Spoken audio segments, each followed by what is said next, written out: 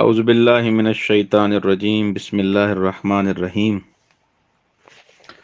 وی نستعین وهو خیر ناصر ومعین وصلی اللہ علی سیدنا ونبینا ابی القاسم محمد وعلی آلہ الطیبین الطاہرین المعصومین لا سیما بقیت اللہ فی الارضین روحی وارواح العالمین لتراب مقدمہ الفدا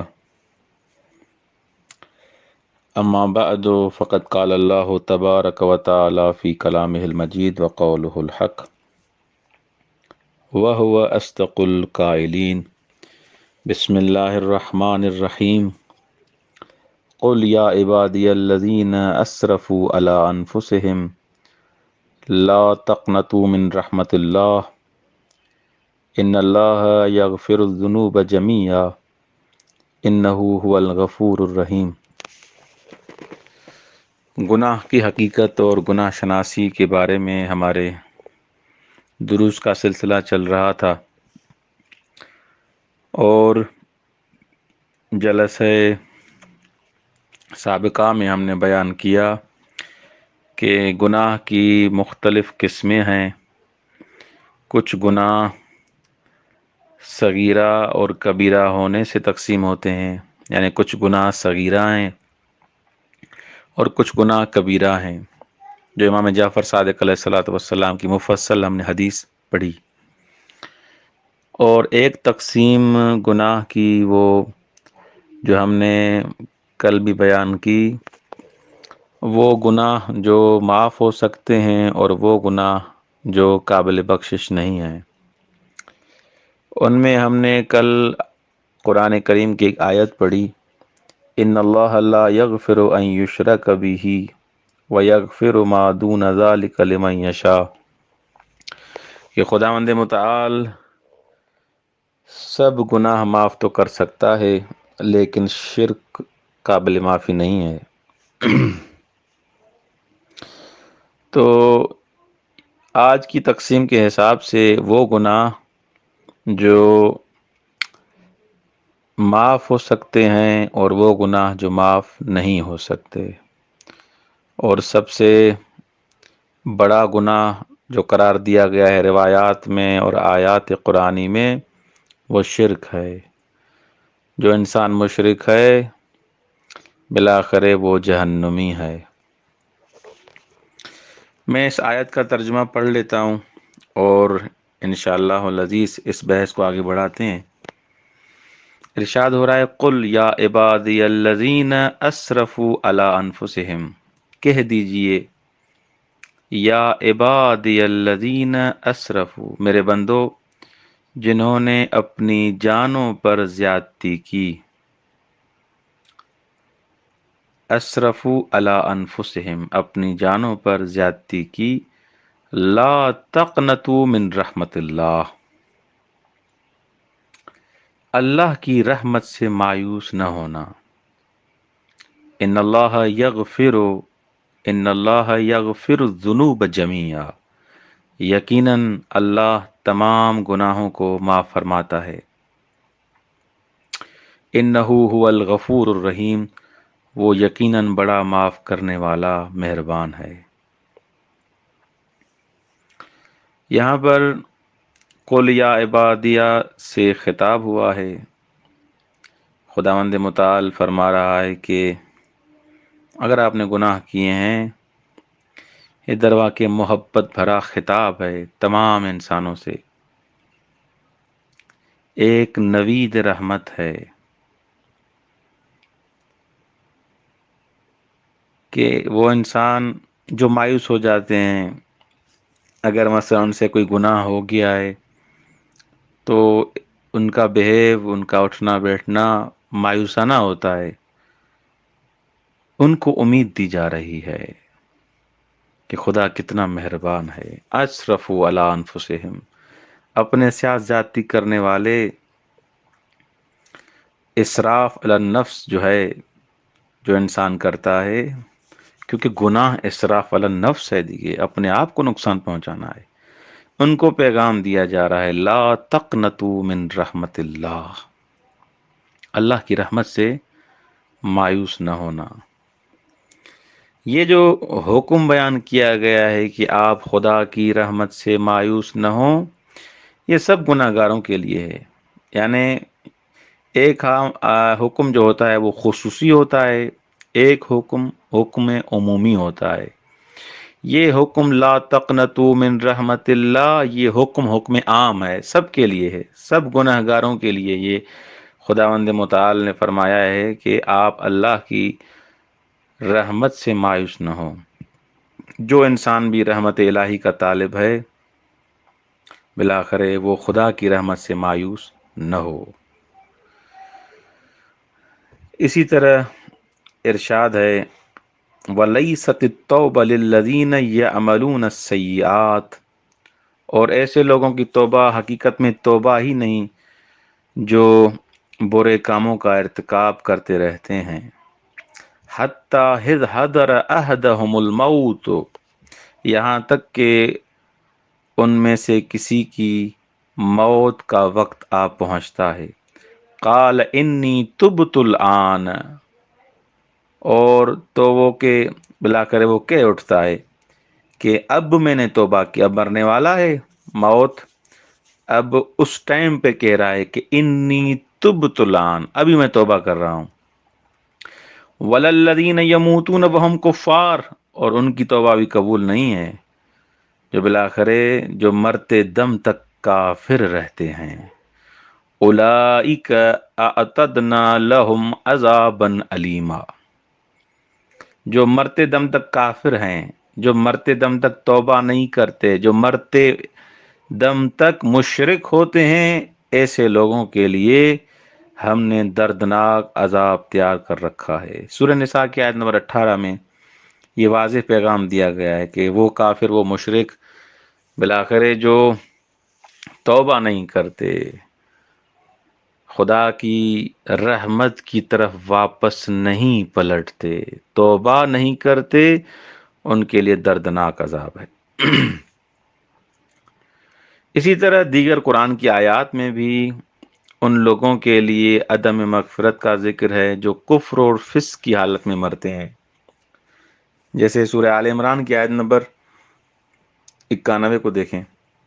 بسم اللہ الرحمن الرحیم، ان الذین کفروا وماتوا وهم کفار فلن يقبل من احدهم ملء الارض ذهبا، جنہوں نے کفر اختیار کیا اور کفر کی حالت میں مر گئے، ان میں سے کسی سے اس قدر سونا بھی جس سے روئے زمین بھر جائے ہرگز قبول نہیں کیا جائے گا۔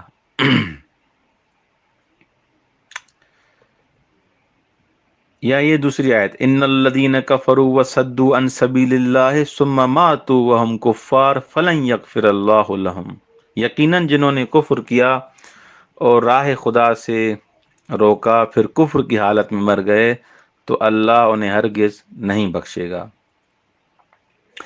آخرت میں یہ آیات پڑھنے کا مقصد یہ ہے کہ بالآخر کافروں کی بخشش نہیں ہے، مشرکوں کی بخشش نہیں ہے، ان کی مغفرت کا آخرت میں کوئی امکان نہیں ہے۔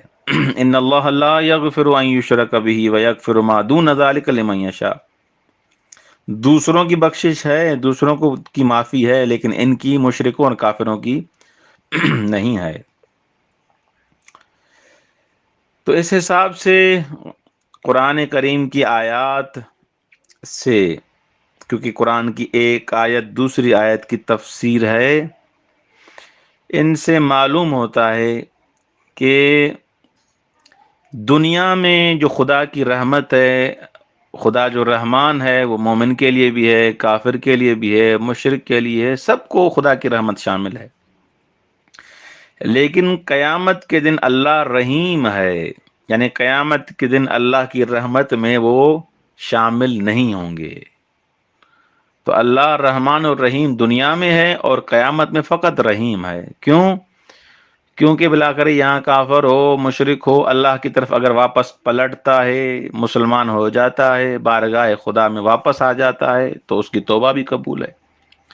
لیکن یہی اسی حالت میں اگر مر گیا تو اس کی توبہ قبول اصل توبہ اس نے کی ہی نہیں، قبول کیا، خوب مرنے کے بعد تو کوئی توبہ نہیں ہے، توبہ نہیں ہے، وہ اس کو توبہ نہیں کہا جائے گا۔ وَرَحْمَتُكَ أَوْسَعُ مِنْ ذُنُوبِي، سبحان اللہ، اللہ سب گناہوں کو معاف فرماتا ہے، چونکہ اللہ کی رحمت تمام گناہوں سے زیادہ وسیع ہے۔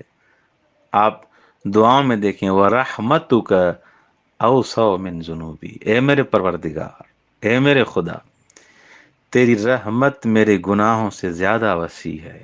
اللہ اکبر، کیونکہ کوئی ایسا گناہ نہیں ہے جو معاف نہ ہو سکے، حتیٰ شرک کا گناہ بھی معاف ہو جائے گا، جو سب گناہوں سے بہت بڑا جرم اور گناہ ہے، لیکن بلاخر ہر چیز کا قاعدہ اور قانون ہے۔ انسان اگر توبہ کرے تو توبہ کی صورت میں تمام گناہ معاف ہو جاتے ہیں، توبہ ان شرائط کے ساتھ۔ جو انسان خدا کی رحمت سے مایوس نہیں ہے، خدا کی بارگاہ میں آتا ہے، اپنے گناہوں کی بخشش طلب کرتا ہے، استغفار کرتا ہے، تو خداوند متعال ان کو معاف کر دیتا ہے۔ جیسے رسول خدا صلی اللہ علیہ وآلہ وسلم کی یہ روایت ہے، استغفروا بعد الذنب اسرع من طرفۃ عین۔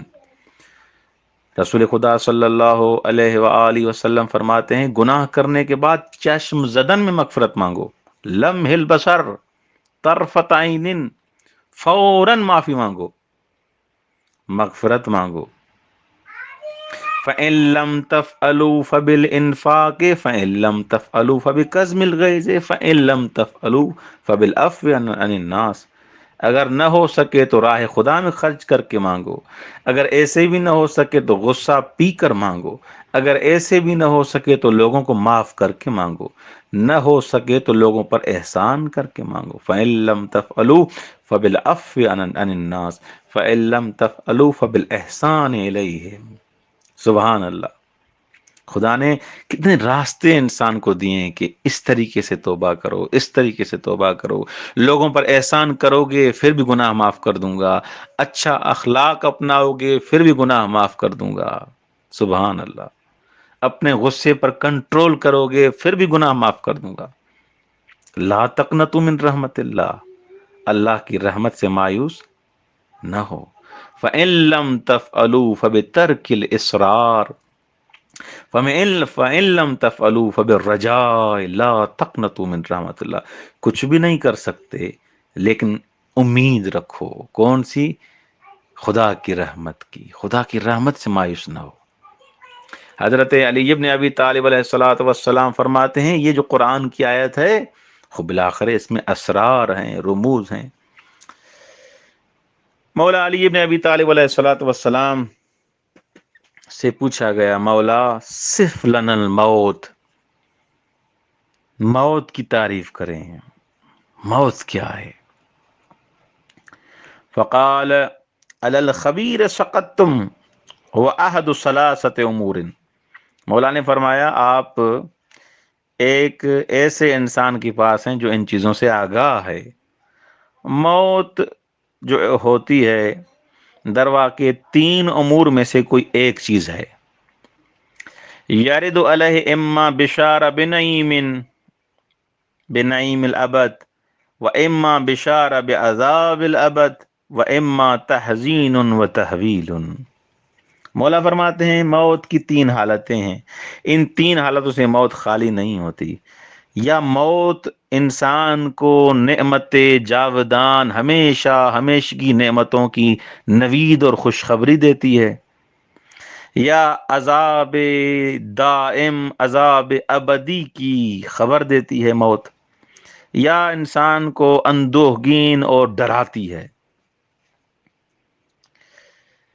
وَأَمْرُهُ مُبْحَمٌ لَا يَدْرِي مِنْ أَيِّ الْفِرَقِ، اور وہ انسان جو محتضر ہے اس کے لیے یہ مبہم ہے، پوشیدہ ہے، نہیں جانتا کہ ان تینوں گروہوں میں سے کس کا ہے۔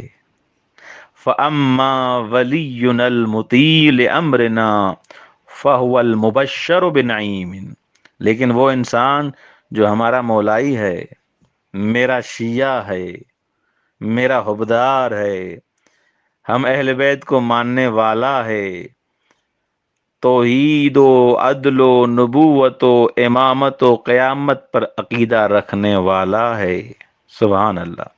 جو انسان ہمارا محب ہے، ہمارا پیروکار ہے، اگر ایسا ہے جو ہمارا مطیع ہے، اس کو مبشر بنعیم الابد، اس کو جب موت آتی ہے اس کو خوشخبری دی جاتی ہے، ہمیشہ اب تم نعمتوں میں رہو گے۔ وَأَمَّا عَدُوُّنَا الْمُخَالِفُ عَلَيْنَا فَهُوَ الْمُبَشَّرُ بِعَذَابِ الْأَبَدِ۔ لیکن جو انسان ہمارا مخالف ہے، ہمارا دشمن ہے، اس کو عذاب ابد، ابدی عذاب، ہمیشہ کی عذاب کی خبر دی جاتی ہے۔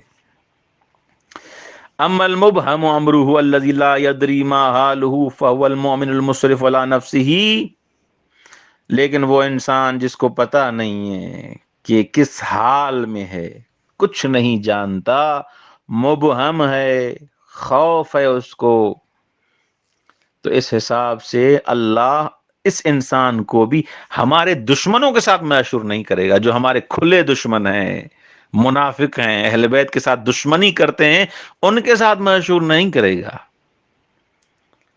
لیکن یخرجہ من النار بشفاعتنا، مولا علی فرماتے ہیں ایسے انسان کی بھی ہم شفاعت کریں گے۔ فَعَمَلُوا وَعَتِيُوا لا تتکلوا ولا تستسخروا عقوبۃ اللہ۔ مولا فرماتے ہیں اچھے کام انجام دو، عمل کرو، اطاعت پروردگار و اطاعت رسول و اہل بیت کرو، لا تتکلوا ولا تستسخروا۔ سبحان اللہ، سبحان اللہ۔ آپ کسی چیز کو چھوٹا نہ سمجھو، عقوبت خدا کو کم نہ سمجھو۔ فَإِنَّ مِنَ الْمُسْرِفِينَ مَنْ لَا تَلْحَقُهُ شَفَاعَتُنَا إِلَّا بَعْدَ عَذَابِ 300,000 سنہ۔ مولا فرماتے ہیں کہ کبھی بھی آپ گناہ کو چھوٹا نہ سمجھیں، خدا کی اطاعت کریں، خدا کی عقوبت کو کم نہ سمجھیں۔ مولا فرماتے ہیں جو مسرفین ہیں، جنہوں نے اپنے نفس پر ظلم کیا ہے، لیکن اگر ہمارے دشمن نہیں ہیں، اگر مشرک نہیں ہیں، اگر کافر نہیں ہیں، 300,000 سال بعد بھی ہم ان کی شفاعت کریں گے۔ خوب، یعنی ان کے لیے عذاب ابدی نہیں ہے، لیکن جو دشمن اہل بیت ہے ان کے لیے عذاب ابدی ہے۔ تو اس حساب سے وہ افراد جو محبان اہل بیت علیہ السلام ہیں، خدا کو مانتے ہیں، اہل بیت علیہ السلام کو مانتے ہیں، ان کے لیے شفاعت کا دروازہ کھلا ہوا ہے، اور اس انداز سے ان کی شفاعت کی جائے گی۔ اگر مومن ہے، جیسے میں نے کل بیان کیا، اس کو بشارت دی جائے گی کہ تم تو شیعہ مولا علی بن ابی طالب کے پیروکار ہو، ان کے مطیع ہو، ان کے اوامر کی آپ اطاعت کرتے تھے، آپ کے لیے بشارت ہے، ملائکہ ان کے استقبال کو آتے ہیں۔ انشاءاللہ اسی آیت کی تفسیر کے ذیل میں ایک اور روایت ہے، اس کو انشاءاللہ کوشش کریں گے کہ کل پڑھیں۔ والسلام علیکم ورحمۃ اللہ وبرکاتہ۔